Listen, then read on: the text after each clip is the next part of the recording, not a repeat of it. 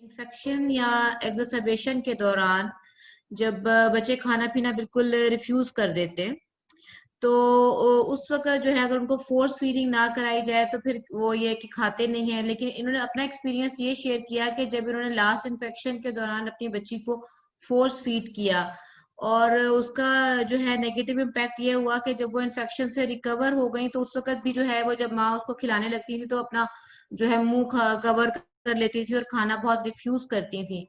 तो वो ये कह रही हैं कि अब अगर ऐसे में अब उनको बताया गया कि जी क्योंकि आप इन्फेक्शन के दौरान फोर्स फीड करती रही हैं तो इस वजह से अब बच्ची अभी भी खाना रिफ्यूज कर रही है।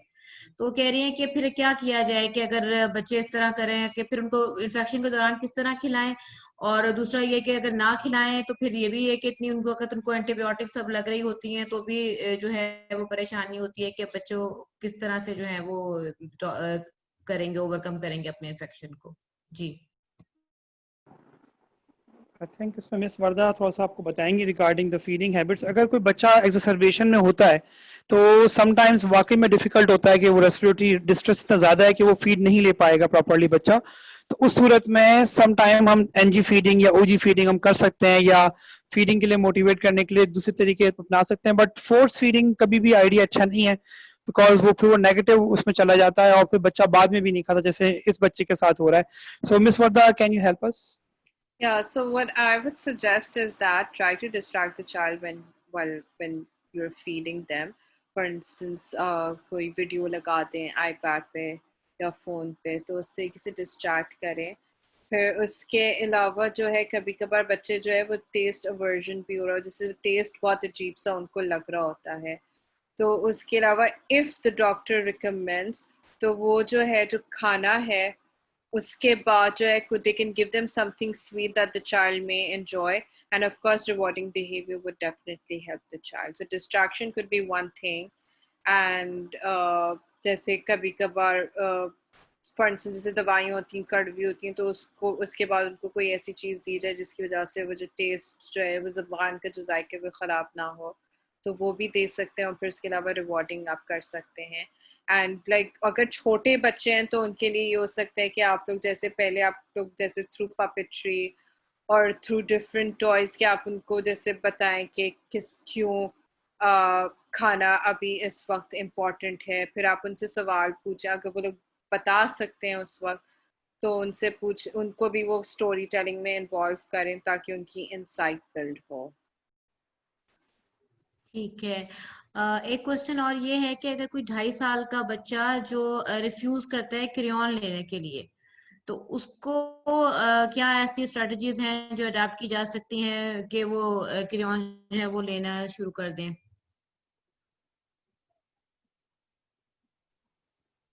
आई थिंक क्रियॉन बहुत इंपॉर्टेंट है। सो उसके अंदर जो देने की स्ट्रेटजी होती है, सम टाइम वो पेरेंट्स मिस करते हैं, वो ग्रेन्यूल्स की तरह वो बच्चे के जो किसी सिरप में सही से डिजोल्व नहीं करते, तो वो बच्चों को कभी टेस्ट वाइज पसंद नहीं आता और सम टाइम उनकी दाढ़ों में और टीथ में अटक भी जाता है। सो कुछ ऐसी स्ट्रेटजी अपना लें कि वो किसी जूस में या पानी में बिफोर फीडिंग या बिफोर खाने से आप पहले दे दें उसके, तो वो टेस्टलेस, इतना कोई इसका टेस्ट नहीं होता, वो डिजोल्व हो जाते हैं आराम से। डिजोल्व तो नहीं होते, ग्रेन्यूल की फॉर्म में रहते हैं, बट किसी भी ऐसे फ्लूइड के अंदर जो थिक हो और वो इजीली वो ले सकें तो वो उसमें जा सकते हैं अंदर।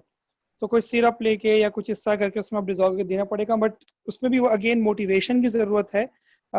मिस वर्दा, आप कुछ हम गाइड करेंगे इस बारे में? या तो उसमें ये हो सकता है कि आप लोग जो है जैसे जब आपने वो क्रेयॉन दे दिया है तो उसके फौरन बाद गिव देम समथिंग स्वीट और something that they like that would actually remove the taste from their mouth. So this is something that I can suggest if the child is refusing that, and if it's a 2.5-year-old, if that's appropriate. ठीक है जी, thank you so much. किसी और का कोई question है? कोई question करना चाहेंगे पार्टिसिपेंट्स में से? मैं कमेंट कर सकता हूँ? जी जरूर।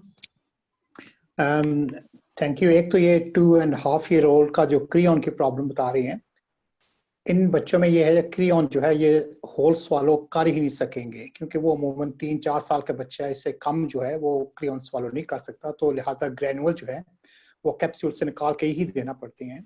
और बेस्ट तरीका ये है कि आप किसी जाम वगैरह के हिसाब से जो है ना, जो स्लाइटली एसिडिक जाम हो, उसमें just even quarter of A tea spoon, क्योंकि ग्रेनुअल जो है वो फीड के हिसाब से इतने ज्यादा नहीं होंगे, तो उसमें मिक्स करके वो सिर्फ दे दें, तो 2.5 ईयर का बच्चा जो है वो उसकी स्वॉलोइंग जो है वो half teaspoon full of jam वगैरह वो आसानी से स्वॉलो कर लेंगे। तो जैसे कहा जा रहा है कि अगर जूस में डालेंगे तो वो फ्लोट करते रहेंगे कई दफा वो ग्रेनुअल्स, तो कई दफा वो मुंह में रह जाते हैं, और मुंह में अगर किसी जगह फंस भी जाएं तो फिर लोकल अल्सर्स होने की भी इश्यू हो सकता है। तो कोशिश करें कि जो फ्लोटिंग या लिक्विड में देने के बजाय अगर थिक जूस हो, जैसे डॉक्टर दानिश ने कहा कि वो भी ठीक रहेगा, लेकिन उसके अलावा अगर जाम वगैरह में है, जैसे एसिड जाम होते हैं एप्पल वगैरह के हिसाब से, तो उसमें थोड़ा सा मिक्स करके दे दें तो वो बेहतर रहेगा। और half a teaspoon quarter teaspoon jam खाना बच्चे के लिए वो मुश्किल नहीं है, और उसके बाद जो खाना है वो दे दें, तो वो इस तरह से हो सकता है। दूसरा, मैंने डॉक्टर वर्दा से एक थोड़ी सी क्लैरिफिकेशन लेनी है और थोड़ा सा पूछना है, गाइडेंस लेनी है। जो इन्होंने कहा था कि बच्चे को फीड करते हुए थोड़ा सा जो है उसको डिस्ट्रैक्शन के हिसाब से करें, तो हमारे यूजली डाइटिशियन जो है यहाँ ये करते हैं कि बच्चे को एहसास होना चाहिए कि बच्चा जो है वो फीड कर रहा है और they are enjoying the food. तो अगर आप उनको किसी किस्म के कार्टून्स या वीडियो किसी और चीज के साथ लगा देंगे ना, तो दैट प्रॉब्लम जो है वो परसिस्ट करती रहती है, क्योंकि they actually enjoying the TV rather than the food. तो उनकी कंसंट्रेशन जो होती है वो फूड की तरफ होना चाहिए। हालांकि यस एनकरेजमेंट होती है, वो होना चाहिए, जो भी आप पॉजिटिव क्यूज दे सकते हैं उन्हें करना चाहिए। तो उसका सबसे ज्यादा ये होता है कि फैमिली को खुद चाहिए कि अपने फैमिली टाइम्स जो है वो बच्चे के या जो भी टाइम है उनके हिसाब से करें, और बच्चा दूसरों को खाते हुए भी देखे और बिलखसूस अपने सिबलिंग को भी देख रहा हो, तो ताकि उस बच्चे को पता चले कि वो बच्चा कि दूसरे भी खा रहे हैं, मैंने भी खाना है। और जब बड़ा बच्चा होगा जो स्कूल एज के हिसाब से होगा, तो फिर वो कंसेप्ट के बच्चा खाता क्यों है, ताकत आती है उसमें, फिर आप दूसरों को भाग दौड़ में बीट कर सकेंगे, जीत जाएंगे, वो चीजें इंसेंटिव वो बाद में आ जाती है। लेकिन ये कम उम्र के बच्चे जो है इन्हें ये थोड़ा सा होना चाहिए कि जो फीडिंग है इसे नॉर्मल पैटर्न है जो कि घर के सभी लोग करते हैं, अपनाते हैं, और उनके साथ बैठकर एंजॉय करें, क्योंकि यहाँ जो डिस्ट्रैक्शन है वो ठीक है, कभी वो काम दे जाएगी, लेकिन ये जो है ना ये मामूल नहीं बनाना चाहिए। आपका क्या ख्याल है? Yeah, I completely agree with you, but this is just in case जैसे अगर बच्चा बहुत ही ज़्यादा बीमार है और वो खाना ही नहीं खाना चाह रहा, फॉर इंस्टेंस जो इन्होंने जो डॉक्टर जूबिया ने जो सवाल पूछा था वो इसी बेसिस पे पूछा था ना कि बच्ची हैं बहुत ज़्यादा बीमार हैं और वो खा नहीं रही हैं, and if she is hospitalized, so that would be the approach that can be used. But definitely if they're like, you know, if it's at home and they're not eating, so definitely family के साथ ही होना चाहिए। और ये जैसे infection के साथ इन्होंने जिक्र किया, तो इन्फेक्शन में अमूमन जो है एपिटाइट बंदे की जो वो कम हो जाती है, एडल्ट्स हो तब भी या बच्चे हो तब भी, तो इट्स नेचुरल फिनोमिनन। और उसमें यह है कि बच्चे के जो फ्लूइड इनटेक होती है ना, उसका खास एहतियात किया करें कि फ्लूइड जो है वो बच्चे के कम नहीं होना चाहिए, बल्कि वो लेते रहे। तो खाना पीना जो है ना थोड़ा सा बच्चे का 1-2 दिन कम भी खाएंगे ना, तो they actually make it up once के उनका इन्फेक्शन अंडर कंट्रोल हो जाएगा, तो उनकी एपिटाइट बैक आ जाएगी and they will make it up और दे विल स्टार्ट ईटिंग। तो उनको जैसे ये फोर्स फीडिंग का इन्होंने कहा था कि फोर्स फीडिंग इज टोटली ये नेगेटिव, वो आप ना करें, क्योंकि बच्चा जो जैसे आप बता रहे थे, अगर आपने मुंह में डाल भी दिया तो मुंह में डाल के वो बैठे रहेंगे, स्वालो नहीं करेंगे, स्वालो भी करवा दिया तो फिर वो वॉमिट कर देंगे। तो ये हैबिट जो है ना फोर्स फीडिंग की, ये जितनी भी आप अवॉइड कर सके करना चाहिए।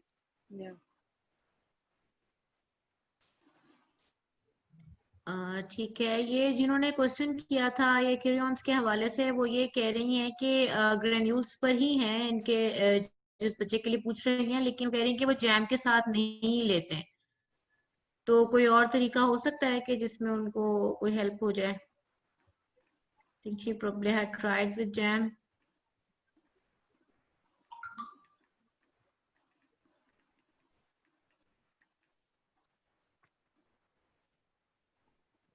Doctor Ali Akbar can help us? जी, मैं हेल्प के हिसाब से मैं यही सोच रहा हूँ कि अगर बच्चा जो है अगर थिक जूसेस दे सकती हैं, जिसके साथ के जो बच्चे की फेवरेट किस्म का जूस है वो भी आप दे सकते हैं, कि थोड़ा सा दे के फौरी तौर पे वो जूस जैसे क्या है कि कोई स्वीट वगैरह चीज दे दें, कुछ दे दें, ताकि बच्चा जो है उसमें उसे एहसास ही ना हो कि उसने वो क्रियॉन जो है वो ले ली है, तो वो चीज जो है वो काम दे सकती है।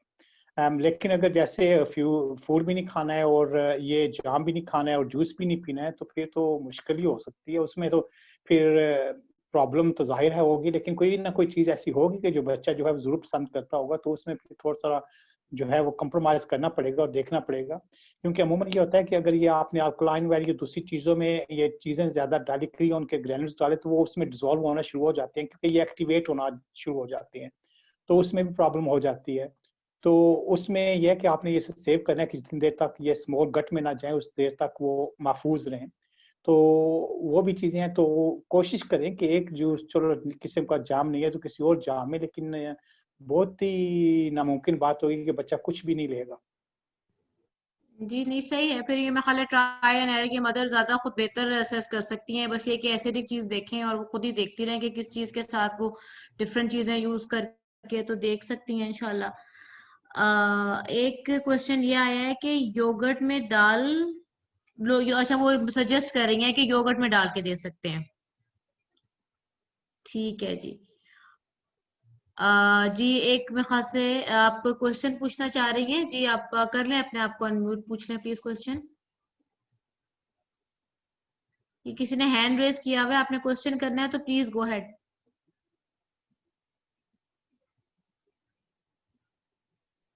डॉक्टर तबिंदा, शायद आप सवाल पूछना चाह रही हैं कुछ। डॉक्टर तबिंदा का क्वेश्चन अस्सलाम तो मैंने वालेकुम डॉक्टर अली। वालेकुम अस्सलाम व रहमतुल्लाहि व बरकातहू। एक्चुअली मैंने ये सवाल पूछा था क्रियॉन के हवाले से। ये 2.5 साल की बच्ची है, बिल्कुल सही क्रियॉन ग्रेन्यूल्स ले रही थी। हमारे ख्याल से कोई बिहेवियरल इशू हो रहा है, लाइक वो रिफ्यूज कर रही है किसी भी चीज के साथ, बगैर क्रियॉन के खाना वो ले रही है, और जो है वो क्रियॉन नहीं लेना किसी भी फॉर्म में।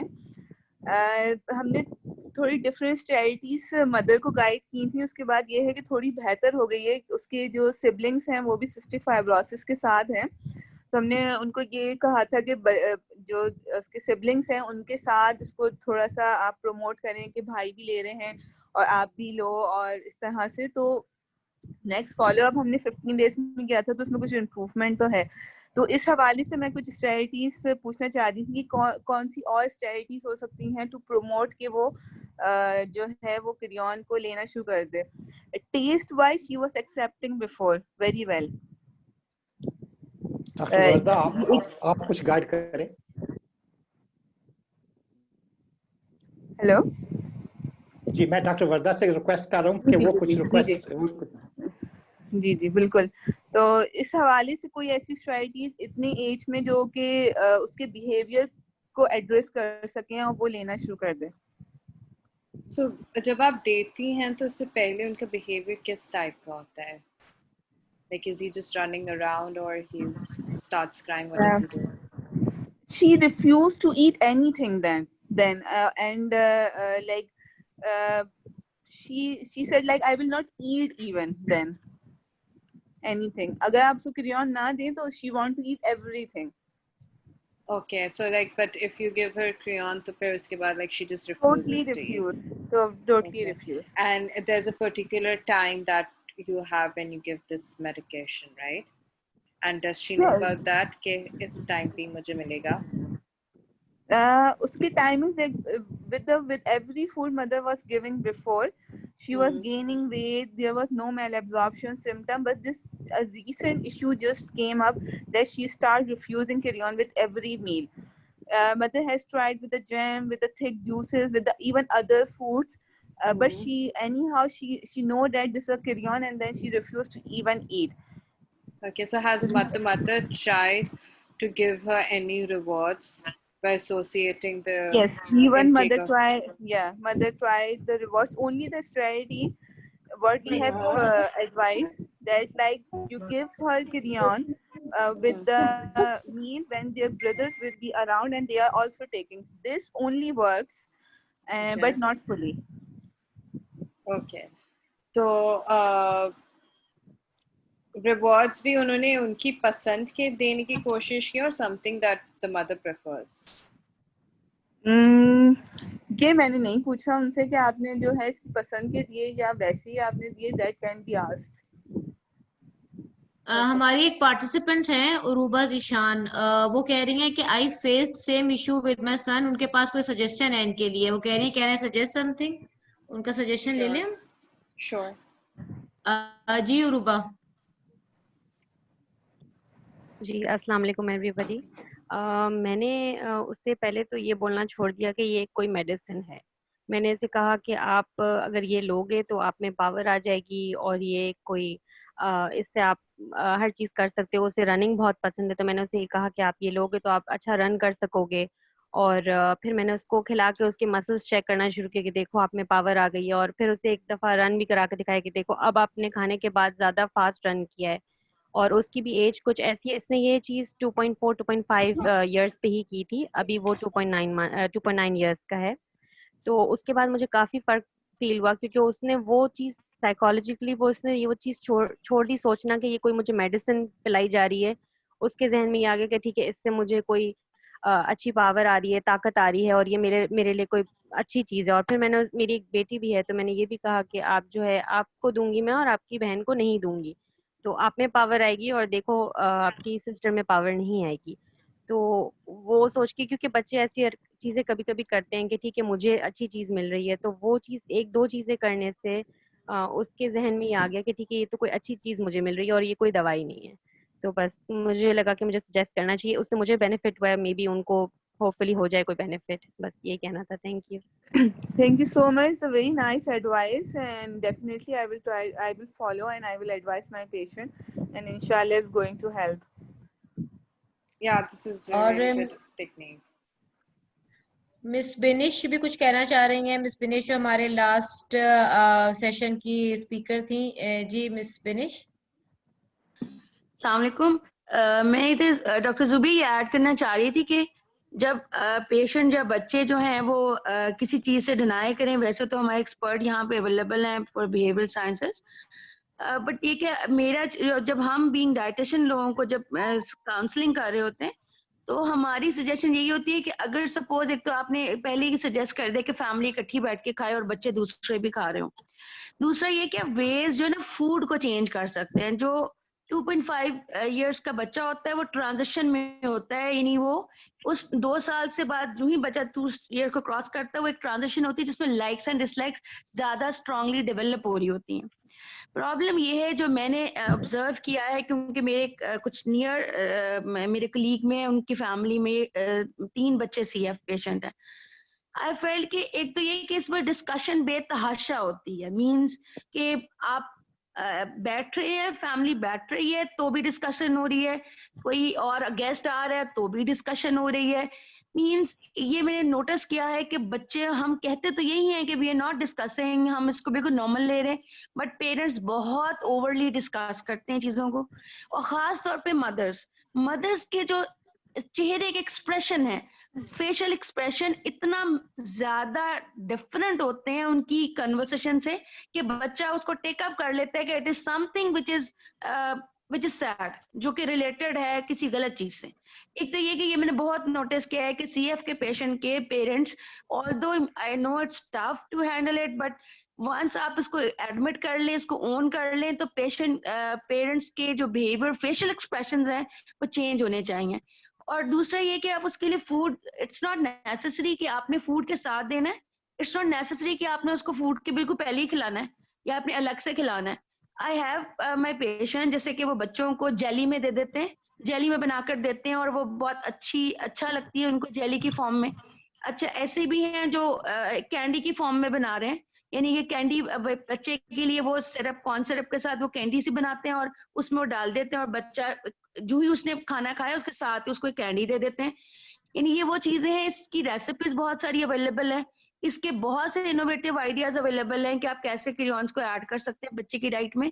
बट सिर्फ प्रॉब्लम ये है कि नई चीज को इंड्यूस करने के लिए जरूरी है कि फैमिली में चेंज आए। Family, once your 2.5 years age बच्चा जो है वो सफर कर रहा है किसी चीज से, तो वो फैमिली रेवोल्यूशन होती है, वो फैमिली भर के चेंज करना है। अगर पेरेंट्स, कोई ऐसी चीज है जो कि एक बच्चा खा रहा है दूसरा नहीं खा रहा, तो कभी भी चेंज नहीं आता उसमें। तो उन सबको, अगर आप एक के लिए जेली बना रहे तो फिर सबको बैठा के खिलाएं, तो बट बच्चे को विजिबल ना कराएं, क्योंकि ये मैंने नोटिस किया है कि जो बच्चा छोटा होता है 1.5 से 2 साल का बच्चा, वो विजिबल चीजों पे बहुत, इन कलर्स और चीजें जो नजर आ रही है तो उनको बहुत नोटिस कर रहा होता है। तो आप विजिबिलिटी उसकी खत्म करते हैं यानी आप क्रियॉन्स को लेने की विजिबिलिटी खत्म करें, आफ्टर 2-3-4 मंथ्स बच्चे की फिर काउंसलिंग स्टार्ट आस्ते आस्ते करते जाएंगे तो बच्चा उसको एक्सेप्ट करने लग जाता है, और सिंस 3-4 इयर्स बच्चा काफी हद तक उसको समझ लेता है। तो बढ़िया कि उसको यानी ये जस्ट मेरी ऑब्जर्वेशन है, but you're all my I mean ज्यादा एक्सपीरियंस्ड है, तो मे बी आप बस ये मैंने जो नोटिस किया है कि ये कुछ चीजें हैं जो कम कर दें, और बच्चे के ना एक्सप्रेशन टुवर्ड्स क्रियॉन्स माँ बाप के बहुत लाइव होने चाहिए, लाइवली गुड होने चाहिए, जो कि मैं अपनी मदर्स में, सीएफ की मदर्स में नहीं नोटिस करती। मेरे रूम में और बच्चे आते हैं, माँ बाप आते हैं, रोने लग जाते हैं। आई मीन मैं मानती हूँ कि it is depressing for parents, but देखिए अगर आप बच्चे के सामने बैठ के कॉन्टिन्यूस हर किसी के सामने रो रहे हैं और तो उससे रिलेटेड हर चीज बच्चा डिनाई कर देगा, क्योंकि बच्चा पेरेंट्स की मूड्स को इतना सवेरली टेकअप करता है, वो माँ बाप की खुशी में खुश होता है और माँ बाप के गम में गम होता है, गमगीन हो जाता है। तो आप उसका एक्सप्रेशन ना प्लीज काइंडली चेंज करें पेरेंट्स के लिए। मेरी बहुत रिक्वेस्ट है कि आपका expression towards everything related to CF should be lively, just take it as a normal routine part of life, so that बच्चा भी उसको पार्ट ऑफ लाइफ ले ले। इसमें ऑफेंस नहीं है, काइंडली पेरेंट्स, बस ये ऑब्जर्वेशन मैंने अपनी शेयर की आपसे। Thank you so much, Dr. Binesh. The very valuable input from you, and inshallah going to help. Thank you so much. जी thank you very much doctor Binesh. वाकई बहुत एक, क्योंकि पॉजिटिव वाइब्स जाना पेरेंट्स की तरफ से हकीकतन हर चीज के लिए बहुत इंपॉर्टेंट होता है। जी डॉक्टर अली, आपने कुछ कहना चाह रहे हैं? जी thank you for all the contributions, very valid points indeed.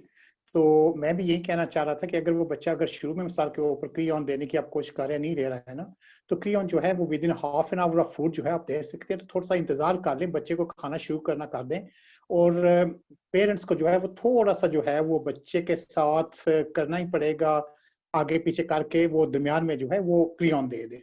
तो उमूमन बच्चों की साइकोलॉजी जो होती है ना, वो बड़ों की साइकोलॉजी से तेज होती है। मैं हमेशा कहता हूँ ये कि बच्चे जो होते हैं ना, वो अपने वालिदैन के या अपने इर्द गिर्द जो लोग होते हैं उनकी साइकोलॉजी, उनके इमोशन जो पिकअप करके ना उनको असेस करते हैं, और बहुत अच्छी तरह से असेस कर लेते हैं।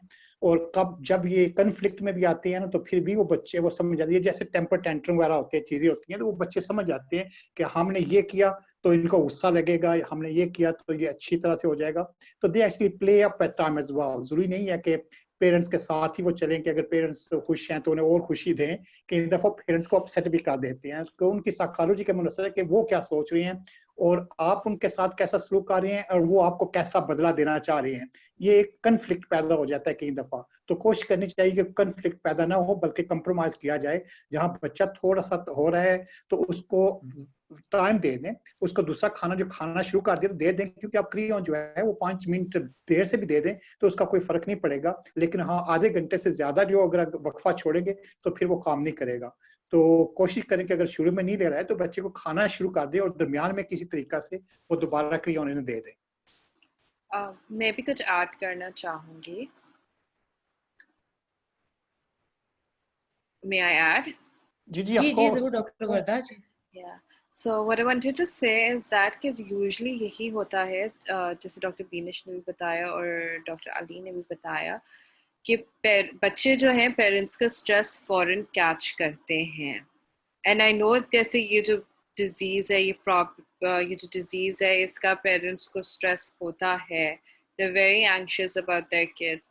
So, but it's very important कि पेरेंट्स बच्चों के सामने ये चीज़ें, जैसे उन्होंने बताया, डिस्कस नहीं करें, पर वो अपना भी जो है मेंटल हेल्थ है उसके ऊपर भी काम कर सकते हैं। They can actually confide in someone that they really trust, but it shouldn't be in front of the kids.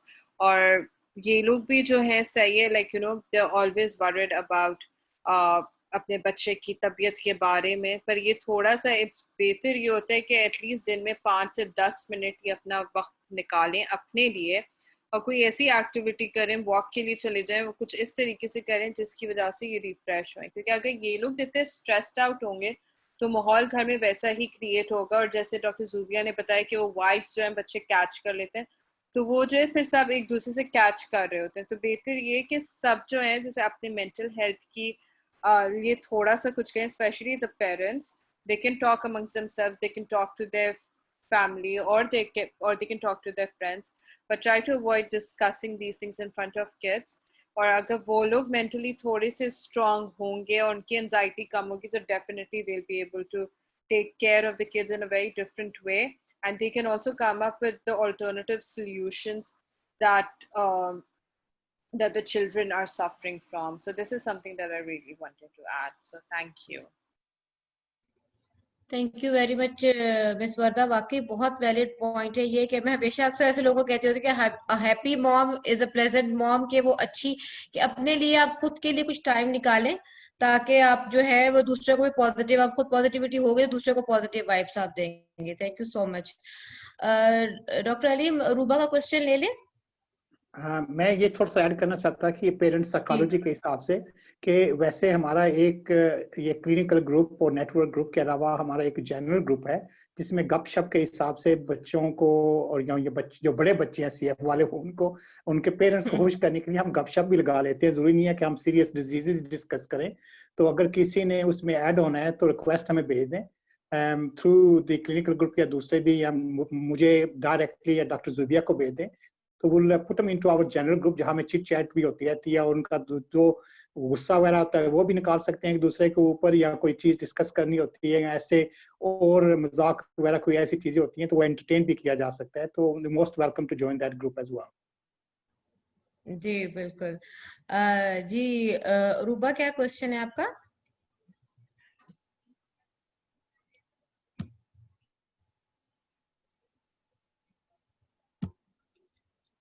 रूबा, आपने कोई क्वेश्चन करना है?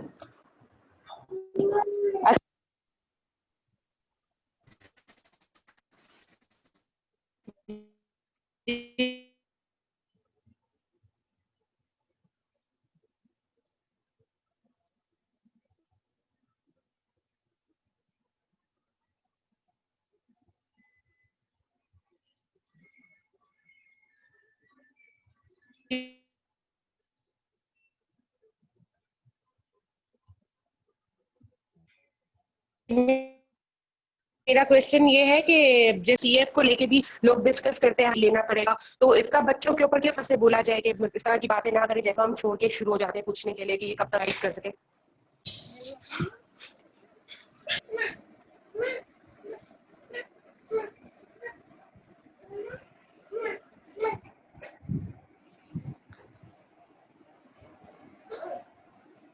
आप क्वेश्चन रिपीट करेंगे रूबा? मेरे ख्याल से इतनी क्लियर आवाज नहीं आई है।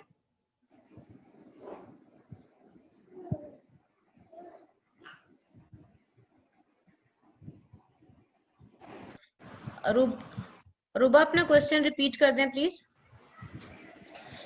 अस्सलाम वालेकुम, मैं ये कह रही थी कि जैसे बच्चे क्रियॉन्स लेते हैं और सब कुछ फैमिली मेंबर्स जो होते हैं वो इस तरह बात करते हैं कि इसको सारी लाइफ क्रियॉन लेना पड़ेगा, सीएफ कभी खत्म होगा नहीं होगा, अच्छा ये ऐसे क्रियॉन लेती है, ये इतना ले लेती है, तो इसका बच्चों के ऊपर क्या साइकोलॉजिकल इम्पैक्ट आ रहा होता है। जैसे अब खाने बैठे बच्चे और हमने दिया तो फौरन ही सब लोग अपना खाना पीना छोड़ के इसी के ऊपर आ जाते हैं, इसको क्रियॉन देती हो, इसको इतना देती हो, तो इस सब का बच्चे के ऊपर क्या इम्पैक्ट आता है।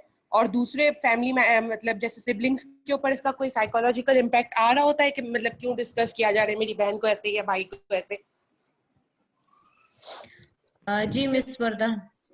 इसके पर डेफिनेटली इम्पैक्ट आता है। नंबर वन ये होता है कि जैसे जिसको क्रियॉन दिया जा रहा होता है सबका अटेंशन उनके ऊपर जा रहा होता है, तो डिपेंड करते हैं वो किस तरीके से ले रहे हैं। जैसे बाज़ मतलब बच्चों को लगता है कि अच्छा are we very different and why are our parents giving us this kind of attention, why are we getting this. तो इसकी वजह से इनका जो होता है सेल्फ इस्टीम और कॉन्फिडेंस जो होता है उस पर फ़र्क आ रहा होता है कि अच्छा हमारे साथ यकीनन कोई मसला है या हमारे साथ कोई प्रॉब्लम है इसी वजह से दे रहे होते हैं, तो जिसकी वजह से बहुत ज़्यादा नेगेटिव थॉट्स आ रहे होते हैं। But it also depends on बच्चे का डेवलपमेंटल लेवल क्या है। जैसे अगर छोटा बच्चा होगा, जैसे 3-4 साल का बच्चा होगा, उसको दिया जाएगा तो, या तो फिर 4-5 साल को उनको दिया जाता है, तो वो लोग ये सोचते हैं कि ज़रूर हमने कोई चीज़ गलत की है जिसकी वजह से हमें ये सज़ा मिल रही है, तो वो इस तरीके से फिर सोचना शुरू कर देते हैं। और फिर दूसरे जो सिबलिंग्स के ऊपर ये आ रहा होता है कि जैसे कभी कभार सिबलिंग राइवलरी भी होती है, बिकॉज दे फील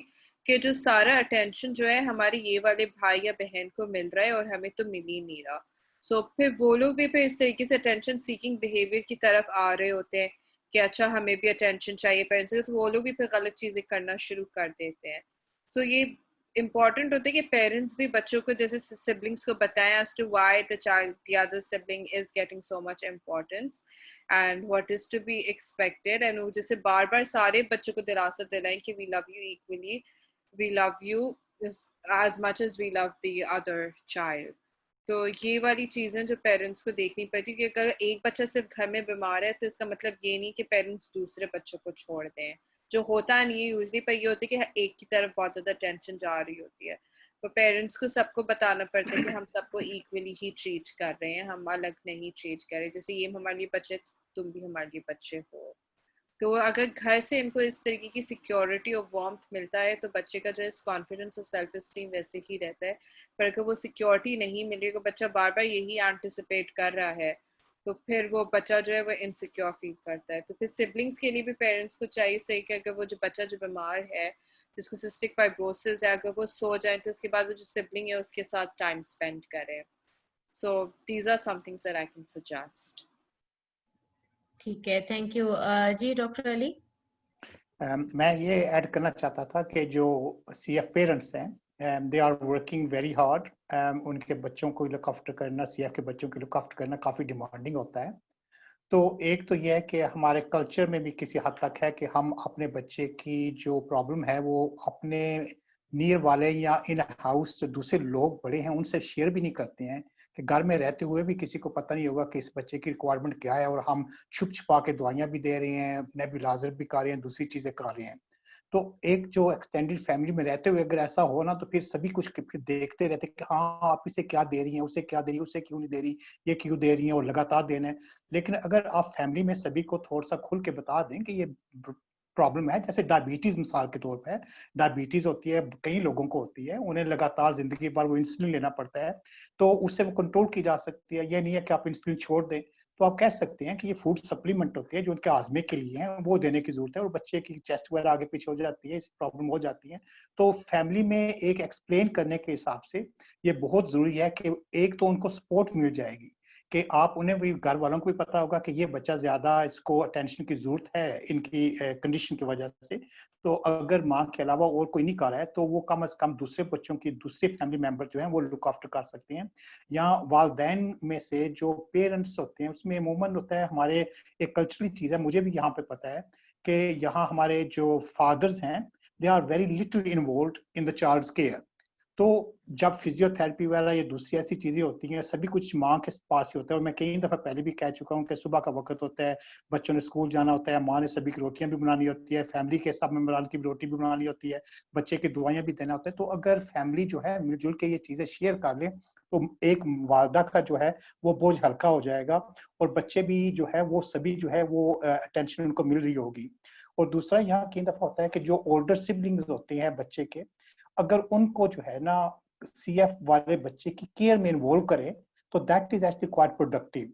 तो मिसाल के तौर पर 10 साल का बच्चा है तो आपके 2 साल के बच्चे है, तो आप उसे कहते हैं अच्छा ऐसा करे बहन या भाई के लिए वो जो नेबुलाइजर यूनिट है ना वो ला दे, तो वो बच्चे इन्वॉल्व फील करते हैं एक दूसरे के मदद में, हेल्प में। तो एक तो उनका ये होता है कि एक दूसरे की हेल्प करने की उन्हें जो है वो तरबियत होती है। दूसरा वो समझता है कि उनकी भी इम्पोर्टेंट है, कि उनका जो काम कर रहे हैं वो कंट्रीब्यूट कर रहे हैं, उसको लोग अप्रिशिएट करेंगे, माँ बाप या दूसरे घर वाले अप्रिशिएट करेंगे। तो actually get involve siblings into helping that child, और दूसरे फैमिली मेंबर्स को इन्वॉल्व करें ताकि बच्चों को सभी जो है वो केयर कर सके, और सिर्फ एक माँ के ऊपर ही सभी कुछ बोझ नहीं होना चाहिए।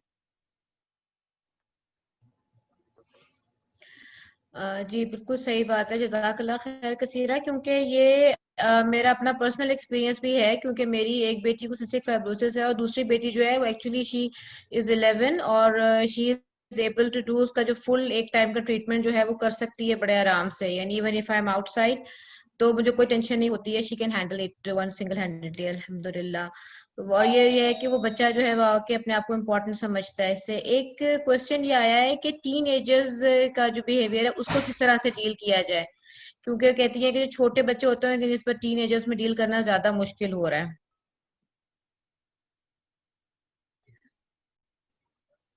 जी मिस वर्दा, आप कुछ कहेंगे इस बारे में? What kind of behavior are they talking about? उनका मतलब है इमोशनल बिहेवियर से। इमोशनल बिहेवियर से, तो इमोशनल बिहेवियर खाने पीने के मामले में कि जनरली? जी मैंने उनसे बेसिकली पूछा था कि are you talking about feeding behaviours, तो वो कह रही हैं कि नहीं, इमोशनली जो इमोशनल बिहेवियर्स की बात कर रही हैं।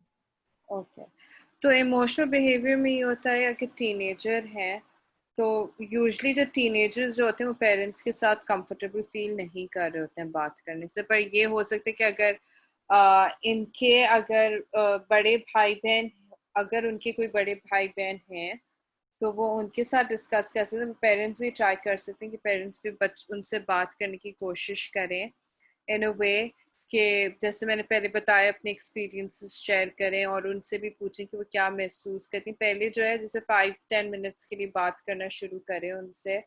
अगर वो इतना ज़्यादा बताती नहीं है अपने बारे में तो आहिस्ता आहिस्ता करके शुरू करें, फिर उसके बाद वो आहिस्ता आहिस्ता ओपन अप होंगी।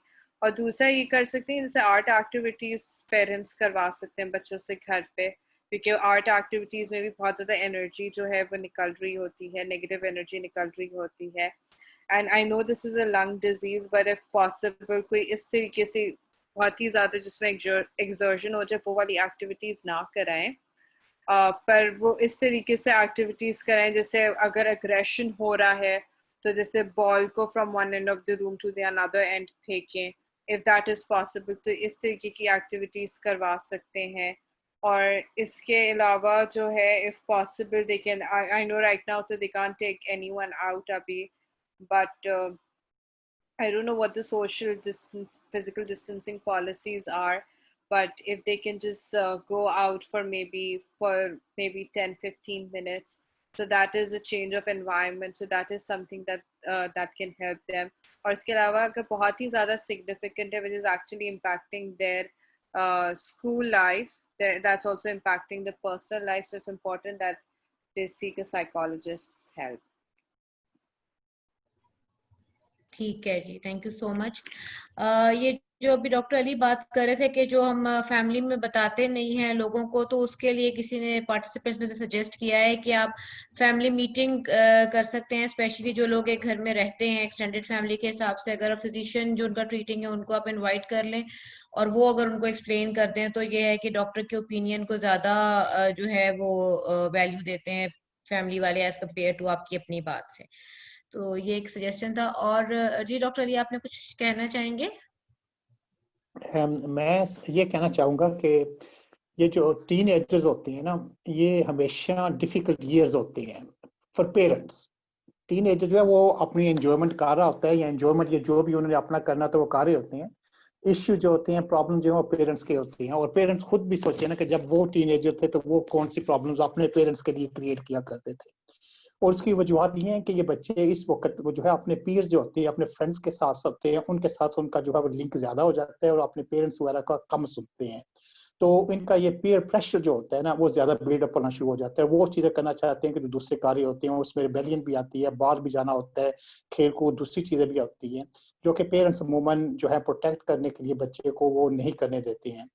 तो उसमें यह है कि उन्हें जो है ना वो जो सुपरवाइज्ड किस्म की कंप्रोमाइज करके चीजें जो वो करना चाहिए, करना चाहिए। एक्सरसाइज वगैरह जो है वो भी अच्छी एक्टिविटी है। हमारे तो आजकल कोरोना वायरस के हिसाब से चल रहा है, वो भी नहीं होता है, लेकिन ऐसा है कि फिजिकल एक्टिविटी के लिए गवर्नमेंट भी इजाजत देती है कि आप बाहर जा सकते हैं। तो अगर ऐसी चीजें हैं कि जो अगर सिबलिंग्स दूसरे घर में हैं तो फिजिकल एक्टिविटी इकट्ठे कुछ कर सकते हैं।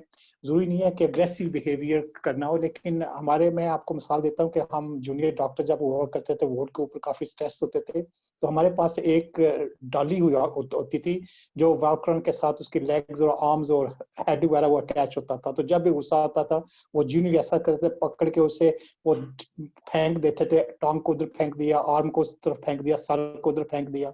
तो 4-5 मिनट के बाद जो गुस्सा ठंडा होता था, जाकर उन्हें कलेक्ट करके वो डाली को इकट्ठा करके फिर उस जगह रख देते थे। तो ये स्ट्रेसफुल इवेंट्स सभी की जिंदगी में हर वक्त आते रहते हैं और टीन एजर्स में भी आते हैं। तो अगर ऐसी कोई चीज है तो there is nothing wrong with letting their aggression out या टॉकिंग विद समबडी, लेकिन इन अ सेफ वे। जो वो चीज़ जो है वो हो सकती है। और जो डिस्कशंस फैमिली के हिसाब से जो किसी ने कहा है कि अगर वो फैमिली को हर 2 महीने के बाद जो है अपडेट कर दे हो जाए, तो that is reasonably good thing. लेकिन ये obviously is the willingness of the family, और जब ये आ जाती है तो हर 2 महीने के बाद जरूरी नहीं है कि उन्हें वो जरूरत पड़नी है कि मीटिंग हो। एक ही मीटिंग हो जाए और जो है वो पेरेंट्स जो है उन्हें अपडेट करते रहें, तो फिजिशियन को घर बुलाने की हर 2 महीने के बाद जरूरत नहीं है, वगैरह उनकी फीसें भी काफी आ जाएंगी होम विजिट के लिए। जी जज़ाकल्लाह खैर कसीरा, thank you sir. Miss Binish, आप कुछ ऐड करना चाह रही हैं? छोटा सा एक चीज ऐड करना चाहती थी कि ये मेरी ऑब्जर्वेशन ये है कि जो टीनेजर्स के बारे में कुछ चीजें इस वक्त पेरेंट्स जो हैं वो ये मैं सीएफ से हट के ओवरऑल कह रही हूँ, सीएफ पेशेंट और या फिर नॉर्मल बच्चा, उन सब के लिए एक जनरल ऑब्जर्वेशन मेरी ये है कि पेरेंट्स ने बच्चों को बहुत एब्रप्ट बिहेवियर्स हैं, यानी कभी तो पेरेंट्स बच्चों को बिल्कुल रिलैक्स करके हर लेवल की कम्युनिकेशन पे चले जाते हैं, और कभी कभी जब उनका मूड खराब होता है तो कम्युनिकेशन एकदम लिमिटेड कर देते हैं। यानी जो एक सेट रूल है कम्युनिकेशन का वो आजकल पेरेंट्स भी फॉलो नहीं कर रहे। मींस अगर आपको एक वर्ड नहीं पसंद तो वो गुस्से में अच्छे मूड में कभी भी बोला नहीं जाना चाहिए, बट ये पेरेंट्स एट टाइम्स निग्लेक्ट कर देते हैं। When they are doing fun तो वो चीजें ओपन अप कर देते हैं, और जब वो बुरे मूड में होते हैं तो वो लिमिटेड करते हैं। एक तो ये एक सेट रूल रखना चाहिए। दूसरा चीज ये कि बच्चों को घर में इन्वॉल्व नहीं करते पेरेंट्स, ये मैं ओवरऑल ऑब्जर्वेशन बता रही हूँ। जैसे अगर मैं अपनी बेटी और बेटे को उठ के कहती हूँ कि मुझे चाय बना कर दें, जाएं गाड़ी साफ करके आए, चाय ये कमरा बेटा थोड़ा गंदा लग रहा है इसमें झाड़ू फेर दें, बेटा उठे चले अपने बर्तन खा के रखें, उठ के रखे आए। लिटरली मेरी कोलीग्स और पूरी यूनिवर्सिटी में मेरे ख्याल में टोटल कोई 20-25 लोग होंगे जो फॉलो कर रहे होंगे इन चीजों को, बाकी सब ने छोड़ दिया है। यानी बच्चों को ये ओनरशिप देना कि this is your home and these are your plates, जो कि आपने जिसमें खाना खाया उठ के इनको रखे हैं, या आप उठिए और अपना बेड सुबह उठिए बेड को अपने सेट करें, या उठिए अपने कपड़े उतारे इनको सेट किसी जगह पे जहां आपने एलोकेट किया वहां रखें। यानी ये चीजें बच्चों से आउट हो रही, जिसकी वजह से बच्चे घर में ओनरशिप नहीं लेते। और सबसे बड़ा प्रॉब्लम ही यही होता है जो मैंने माँ बाप को शिकायत करते देखा है कि या तो वो एजुकेशन पे होता है कि आप अच्छा पढ़ नहीं रहे, दूसरा वो होता है कि आप उठो ये काम करो। बच्चे एकदम क्योंकि उसे आदत नहीं होती है वो इनकार कर देता है। वो टीनेजर एक एज होती है फुल ब्लूम में उनके हार्मोन्स का, वो इनकार करते हैं, उन्हें आदत ही नहीं है। जो चीज हैबिट ही नहीं है आप अब एकदम आउट ऑफ द ब्लू आपने कह दिया तो कैसे मानेंगे। देन मोस्ट इम्पॉर्टेंट थिंग ये कि आप बच्चों को अगर आपने एजुकेशन के भी टाइम का रखना है फिक्स, तो जो सबसे बड़ी प्रॉब्लम इस वक्त आ रही है वो आपका स्क्रीन टाइम है। और बच्चों को अगर आप बड़े अच्छे मूड में, बच्चे ने पूछा आपने उसको 8 घंटे टैब यूज करने दे दी, फोन भी यूज करने दिया, बट अपना फोन भी दे दिया, कि माँ बाप अपने फोन भी दे देते हैं, बट जब आपका मूड खराब है तो आपने कहा बिल्कुल नहीं हाथ लगाना। तो ये चीजें सेट रूल से चलती हैं, और इसके लिए एक दिन की मेहनत नहीं है, आपको अपने 10 साल के बच्चों को भी घर का काम करवाना है। और ये कोई बुरी बात नहीं है, इट एड्स ओनरशिप और इट एड्स एक मोबिलिटी और एक ओनरशिप बच्चे में ऐड होता है, और वो बच्चा बिट हम्बल रहता है। ये एक ओवरऑल एक्सपीरियंस है हमारा, और ये इस पे कोई काफी सारी आपको रिसर्च स्टडीज भी मिल सकती हैं। जो बच्चे मोर एडिड होते हैं होमवर्क में, होम चोर्स में, वो मोर हम्बल और मोर बिट ओबीडियंट होते हैं रादर देन उन बच्चों के जिन्होंने कभी भी घर की किसी चीज को ओन ही नहीं किया होता। यानी जस्ट मैं ये आपसे वो ऑब्जर्वेशन शेयर करी जो कि हमने प्रैक्टिस की है, और उसके करके हमने एक अच्छा रिजल्ट लिया है इन चीजों से। बिल्कुल सही बात है, बिल्कुल सही बात है। ताहिरा है हमारी, एक 13 इयर्स की हमारी पार्टिसिपेंट है, वो कुछ क्वेश्चन करना चाह रही हैं। She is CF warrior by herself. जी ताहिरा। अस्सलाम वालेकुम। मैंने ये पूछना था कि मामा और बाबा कहते हैं कि मेरे लिए फिजिकल एक्टिविटीज बहुत अच्छी है, जैसे रनिंग और जंपिंग, लेकिन जब भी मैं वो करूं, रनिंग करूं और जंपिंग करूं, मुझे उसी वक्त उल्टी आ जाती है, तो क्या मुझे करना चाहिए? मैंने ये पूछना था।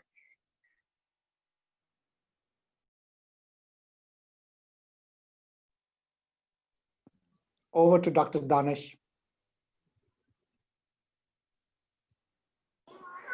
इसमें सबसे इम्पोर्टेंट चीज ये है कि उल्टी क्यों आ रही है। मतलब उस बच्चे को या तो कोई रिफ्लक्स हो रहा है बिकॉज ऑफ इंक्रीज एक्सरसाइज, एक तो ये वजह हो सकती है। दूसरा ये हो सकता है कि वॉमिटिंग के साथ हमें बहुत सारी एसोसिएशंस मिलती हैं, अगर रेस्पिरेटरी ट्रैक में म्यूकस है तब भी वॉमिटिंग आ जाती है। सो अगर वो बच्चे को वॉमिटिंग आ रही है विद म्यूकस और उसके एयरवेज क्लियर हो रहे हैं तो दैट्स अ गुड साइन कि वो एक्सरसाइज करें ताकि वो क्लियर करें। बट अगर वो फूड पार्टिकल्स को खाना आ रहा है बहुत ज़्यादा क्वांटिटी में तो डेफिनेटली दैट्स अ साइन जिसमें हमें कुछ मेडिकेशन के जरिए हमें उसको जो है स्पोर्ट्स के साथ या कोई इसके खाने के साथ कुछ ऐड करना पड़ेगा मेडिसिन, ताकि वो बेटर हो जाए। मगर यूजुअली अगर बच्चा ऐसी एक्सरसाइज कर रहा है कि जो अचानक से शुरू ना हो, ग्रेडेड एक्सरसाइज करें, आहिस्ता आहिस्ता एक्सरसाइज को बढ़ाएं, तो फिर ऐसे प्रॉब्लम्स नहीं आएंगे। तो आप वॉक करें, बिल्कुल आप खेलें कूदें जंप करें, बट आपने ग्रेडेड रखेंगे भाई 5 to 10 minutes and then you take a rest and then again आप थोड़ा उसको बढ़ाएं। अगर फौरन से स्टार्ट करेंगे, वार्म अप नहीं करेंगे बॉडी को, बॉडी इस पर रेडी नहीं होगी तो फिर आपको जो है एडवर्स इफेक्ट्स आना स्टार्ट हो जाते हैं। और एक और चीज यहाँ पे ऐड करना चाहूंगी कि बेटा आप कभी भी खाना खाने के 45 मिनट्स पहले और 45 मिनट्स बाद में जो रूल है एक्सरसाइज का या वॉक का, कि आपको कभी भी खाने की पोस्ट एब्जॉर्प्शन और बिफोर बिल्कुल प्रायर टू मील, यानी खाना अगर आपने 8 बजे खाना है तो 7 बजे तक जो आपने वॉक एक्सरसाइज करनी कर ले। अगर आपने 8 बजे खाना खा लिया तो आपने 9 बजे के बाद कुछ करना है तो करें, आप 9 बजे 8 से 9 के दरमियान में नहीं करेंगी, क्योंकि जब आप पोस्ट एब्जॉर्प्शन पीरियड में होते हैं तो आपकी बॉडी जो होती है आपके हार्मोन्स को टुवर्ड्स जीआई ट्रैक्ट यूज कर रही होती है। आपने उस टाइम पे अपनी बॉडी को एक्सरसाइज की तरफ नहीं लेकर जाना होता। और वही जो डॉक्टर दानिश ने बात की कि ट्रैक ऑफ ट्रैक, अगर आपको आदत नहीं है तो आप सिर्फ 1 मिनट थोड़ी हैवी, यानी कोई अब जगह नहीं जंपिंग, वो 1 मिनट तक कर सकती है, वो भी बल्कि उससे भी कम। और बाकी आप वॉक करें, वो भी ट्रैक ऑफ ट्रैक। यूजुअली इसका रूल ये है कि आप 40 से 50 स्टेप्स पर मिनट लें पहले, और विद पैसेज ऑफ टाइम बढ़ा के इसको 70 तक लेकर जाती हैं। और आपकी एज में 70-75 से बढ़ने नहीं चाहिए पर मिनट। और एक अडल्ट फीमेल के लिए ये 190 to 100 स्टेप्स पर मिनट होते हैं। तो ये आप देखें, अपनी वॉच या अपनी घड़ी से देख ले, आप इसको मेजर कर लें। 40-50 स्टेप्स से स्टार्ट करें, ये बहुत हार्ट फ्रेंडली होता है कि आप ट्रैक ऑफ ट्रैक रहें और करते करते प्रोग्रेस करें 1 से 2 माह में। It's not about days, it's about month. 1 से 2 माह में आप इसको रेस करेंगे, और खाने से घंटा पहले और घंटा बाद, इस पीरियड में आप वॉक एक्सरसाइज नहीं कर सकती। Okay, thank you. जी तायरा, मैं भी यही कहने लगा था। डॉक्टर बिनिश ने काफी अच्छी तरह एक्सप्लेन कर दिया है कि एक तो खाने की टाइमिंग के हिसाब जो है ना वो ऐसा नहीं करे। इसलिए हम कहते हैं कि अगर फिजियो करनी है ना तो ये खाने से पहले फिजियो करें या कम से कम 45 मिनट्स 1 आवर खाने के बाद करें, क्योंकि अमूमन उससे होता है कि खांसी आ जाती है और प्रेशर वगैरह भी टमी के जो चेंज होते हैं उसके साथ वॉमिटिंग आ जाती है। एक तो ये है कि फिर खाने के साथ अलग। दूसरा ये है कि अगर आपको चेस्टीनेस है, म्यूकस है, खांसी है, तो जब आप एक्सरसाइज करेंगे तो आपको वो ज्यादा होने के इम्कान है। तो उसका ये है कि अपनी चेस्ट जो है वो क्लियर करने की कोशिश रखा करें। फिजियो वगैरह जो है वो रेगुलरली किया करें ताकि वो फ्लेम वगैरह जो है जिससे खांसी आ जाती है और फिर खांसी से वॉमिटिंग होती है वो ना आए। और तीसरा ये भी एक एलिमेंट होता है कि सीएफ में दमा का जो आस्मा के सिम्टम्स होते हैं वो आम लोगों से ज्यादा पाए जाते हैं। तो उसका ख्याल रखें कि क्या अगर ये खांसी के साथ वॉमिटिंग आ रही है तो और एक्सरसाइज इंड्यूस्ड आस्मा का कंपोनेंट अगर उसमें है तो फिर वो आस्मा वाली जो मेडिसिन है उन्हें रेगुलरली लेने की वो भी जरूरत है। तो ये एक मेडिकल रीजन है उनका। और दूसरा जो है वो जस्ट क्वेश्चन के हिसाब से कि खाने के फौरी तौर के बाद आप एक्सरसाइज ना करना, बल्कि कम से कम 45 मिनट घंटे का जो वक्फा करें या खाने से पहले जो एक्सरसाइज है वो कर लें। और जैसे है ग्रेजुअली फिर अपनी वो है उसे इंक्रीज कर लें। जरूरी नहीं है कि पहला दिन ही घंटा करनी है, वो 5 मिनट कर लें, फिर उसे थोड़ा सा इंक्रीज करते जाए डेली बेसिस के हिसाब से, जबकि आपका स्टेमिना जो है वो बिल्डअप होना शुरू हो जाए। Okay, thank you so much. Thank you so much for asking Tahira. और बल्कि मैं ये डॉक्टर बिनीश जी जो है मुझसे एग्री करेंगी, ये गलती अक्सर हम लोग नॉन सीएम और वैसे बड़े भी कर रहे होते हैं कि रात के खाने के बाद जो है फौरन वॉक शुरू कर देते हैं। तो दिस इज अगेन रॉन्ग, हर एक के लिए ये गलत है, तो गैप करके ही करनी चाहिए। सही बात है डॉक्टर बिनीश? बिल्कुल आप सही कह रही हैं, क्योंकि ये लोगों का ना एक मिथ है कि खाना खाते चलने लग जाए, जबकि अगर आप हदीस से भी ले, I am not Islamic scholar, but जो हमारी जो मैंने रीडिंग की है उसके हिसाब से हमारी जो हिस्ट्री, एंसेस्ट्रल हिस्ट्री है, वो भी ये बताती है कि आप खाने के बाद 90 डिग्री एंगल पे सुकून करें, बैठें, अपने खाने को हजम बिल्कुल। होने दें, क्योंकि आपकी एक्सरसाइज के हार्मोन्स और हैं, आपके जीआई ट्रैक्ट के यूज होने वाले हार्मोन्स और हैं। जो ही आप उठते हैं, काम करने लगते हैं, आपका जीआई ट्रैक्ट के प्रॉब्लम्स आपको आस्ते आस्ते आने लग जाते हैं, इंडाइजेशन, डकार आना और मुंह से स्मेल आना, काफी सारे ऐसे प्रॉब्लम उन पेशेंट्स को आते हैं जो एकदम से बस वॉक करने लग जाते हैं। और सबसे बैड थिंग बहुत ज्यादा इंथुजियास्टिक होना, आज दिल किया और आज ही उठ के 1 घंटा वॉक कर ली, यानी आप ये सही अंडरस्टैंड ही नहीं करते कि आपकी बॉडी जो है उसे जिस चीज की आदत नहीं है, उसको आदतें तो कहते हैं ना पहाड़ों की तरह होती हैं, चेंज नहीं होती एकदम से। तो आदत को बदलने के लिए it takes time, it takes months कि आप आस्ते आस्ते अपनी लाइफ में, लाइफस्टाइल पैटर्न में चीजें ऐड करें। जी बिल्कुल सही। डॉक्टर इरम सईद शायद कोई क्वेश्चन करना चाह रही थी, उन्होंने हाथ रेस किया था, फिर नीचे करिए। जी डॉक्टर इरम, आपने कोई क्वेश्चन करना है? किसी और का कोई क्वेश्चन है?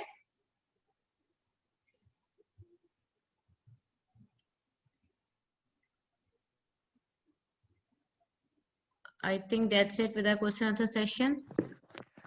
चले, मैं शुक्रिया अदा करना चाहता हूँ डॉक्टर दारिश का भी, डॉक्टर वादा भाई की। वेरी स्टिमुलेटिंग टॉपिक था, और कई ये फीडिंग बिहेवियर के अलावा भी कई बिहेवियरल चीजें जो डिस्कस हो गई हैं। So thank you very much indeed for your participation and guidance. Allah ताला आपको ज़ाहिर दे और सभी को बच्चों को सेहत तंदुरुस्ती दे, और जिस दौर से हम गुजर रहे हैं कोरोना वायरस के ये दौर में से, अल्लाह ताला सबको महफूज रखे। अपना सभी ख्याल रखना, बहुत बहुत शुक्रिया। और इंशाल्लाह अगला वीक जो रखा हुआ है 8 तारीख को, ऐसे सोशल जो है ना गपशप के लिए हमने जूम का रखा हुआ है। अगर किसी ने पार्टिसिपेट करना तो आ सकते हैं। उसमें कोई प्रेजेंटेशन नहीं होगी, कोई किसी किस्म के मेडिकल नहीं होंगे। ये जो हम कह रहे थे ना कि पेरेंट्स की जो साइकोलॉजी है उसे खुश करने के लिए, उनको दूसरी तरफ लेकर जाने के लिए, तो वो session open session just purely for chit chat के लिए है। अगर किसी ने ज्वाइन करना है तो नेक्स्ट संडे जो है वो इसी वक्त जो है वो ज्वाइन कर सकते हैं। और 2 हफ्ता के बाद, आज से 2 हफ्ता के बाद जो 15 तारीख होगी, मैं इंशाल्लाह जो है वो नेक्स्ट जो हमारी प्रेजेंटेशन होगी वो होगी गैस्ट्रोइंटेस्टाइनल के हिसाब से ही होगी। उसमें भी जो है गैस्ट्रोसोफियल रिफ्लक्स और वॉमिटिंग वगैरह के हिसाब से जो है वो चीज़ें होंगी, और ट्यूब फीडिंग वगैरह के हिसाब से वो मैं कुछ इंशाल्लाह कहूँगा। तो सभी अपना ख्याल रखना। बहुत बहुत शुक्रिया सबकी पार्टिसिपेशन का और बिलखसूस प्रेजेंटर्स का फॉर देयर वैल्यूबल टाइम। जज़ाकुमुल्लाह खैर। Thank you so much, Dr. Ali Akbar and Dr. Zubia, for inviting us. And it was an honor. Thank you. Thank you very much. Thank you, Dr. Ali Akbar and all the team. Thank you. Thank you very much जी, बहुत बहुत शुक्रिया।